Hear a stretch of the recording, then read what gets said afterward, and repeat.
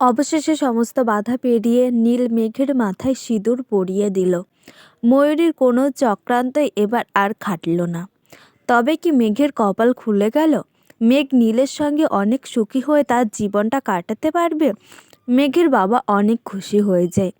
ময়ূরী চিন্তিত হয়ে যায় কিভাবে মেঘের ক্ষতি করা যায়। মেঘ নীলকে দেখে অবাক হয়ে যায় এবং নীলকে জিজ্ঞাসা করে, তুমি এখানে কি করছো? আমার তো তোমার সঙ্গে বিয়ে না। তাহলে নীল, কেন তুমি এসেছো আমার কাছে? আমাকে নতুন করে আবার দুঃখ দেওয়ার জন্য? আর আমার স্বামীই বা কোথায়? সে কেন আসছে না? না নীল, তুমি তাকে আসতে মানা করেছো। বলো নীল, বলো, কেন তুমি আমার সঙ্গে এমন করছো? তখন নীল বলে, সত্যি বলছি মেঘ, আমি তো কিছুই জানি না। এমনকি আমি জানতাম না আমার কার সঙ্গে বিয়ে। এখন এসে দেখি সেই পাত্রটা তুমি। হ্যাঁ মেঘ, আমি একদম ঠিক কথা বলছি। তুমি বিশ্বাস করো আমার কথা, আমি সত্যি জানতাম না। এই গিনি গিনি, তুই বল, তুই মেঘকে বোঝা। আমি কি জানতাম যে আমার তোমার সঙ্গে বিয়ে? আমি জানতাম না। বোঝা না মেঘকে, প্লিজ, তোরা সবাই মিলে বোঝা। মেঘও বুঝতে চায় না। তখন মেঘের বাবা বলে, হ্যাঁ মেঘ, আমরা সবাই জানতাম যে তোমার নীলের সঙ্গেই বিয়ে, আর আমরা এটা মেনেও নিয়েছি। আর আমরা মন থেকেও খুশি হয়েছি যে তুমি নীলের সঙ্গে তোমার জীবনটা নতুনভাবে শুরু করতে পারবে। আমরা তো এটাই চাই, তুমি সুখী হও, তুমি সারাটা জীবন ভালো থাকো। আর তোমার দিদি ভাইয়ের মতো এত শত্রুর হাত থেকে যেন নীল এবার তোমাকে রক্ষা করতে পারে। অনেক বিশ্বাস নীলের উপর আছে। আশা করি নীল সেই বিশ্বাসের মান রাখবে। তাই মেঘ, তুমি আর বাধা দিও না, তুমি বিয়েটা করে নাও। কিন্তু মেঘ আবারও বলতে লাগলো, না বাপি, আমি বিয়ে করব না, আমি এই বিয়ে করব না, আমি নীলের সঙ্গে বিয়ে করতে পারবো না, আমাদের যে ডিভোর্স হয়ে গেছে। তখন মেঘের বাবা বলে, তো কি হয়েছে মেঘ, তুমি আমার কথা শুনবে না? আমরা তোমার খারাপ কখনো চাইনি আর চাইবও না। তুমি ময়ূরীকে ক্ষমা করে দিয়েছো, আমরা মেনে নিয়েছি। ময়ূরীর শত চক্রান্তের পরে এই দেখো, আজও তোমার সঙ্গে চক্রান্ত করার চেষ্টা করলো। তোমার আর নীলের যেন বিয়ে না হয়, তার জন্য কত কাণ্ডটাই না করলো।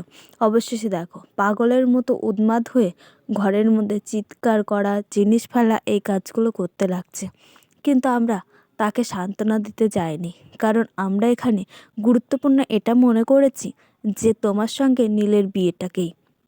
আর আমরা চাই এই লগ্নে, এই সময়ে যেন তোমাদের বিয়ে হয় আর তোমরা অনেক সুখী হও নীলের সঙ্গে। আমি তোমার হাতটা নীলের হাতে তুলে দিলাম।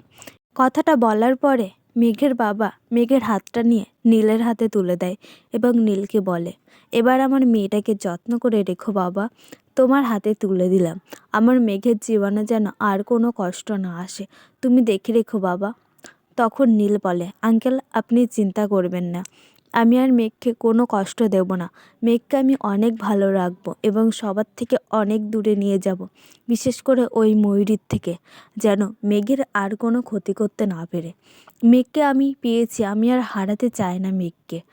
এবার সবাই অনেক খুশি হয়ে যায় এবং তাড়াতাড়ি করে আবার তারা বিয়ের আয়োজন শুরু করে। অবশেষে নীল মেঘের মাথায় সিঁদুর পরিয়ে দেয় এবং তাদের ভালোবাসা পরিপূর্ণতা পায়। মেঘও মনে মনে অনেক খুশি হয়ে যায় এবং ভাবতে লাগে, সত্যি নীল, আমি তোমাকেই ভালোবেসেছিলাম, আর আমার জীবনে আমি তোমাকে ছাড়া আর অন্য কোনো পুরুষকে নিজের স্বামীর মর্যাদা আমি দিতে পারতাম না। ঠাকুর আমাদের দিকে মুখ তুলে তাকিয়েছে। আমরা অনেক খুশি হব, তাই না নীল? আমরা অনেক খুশি হব এবং সবাইকে সুখে রাখবো। আমার বাপের মান সম্মান দুটোই রাখবো।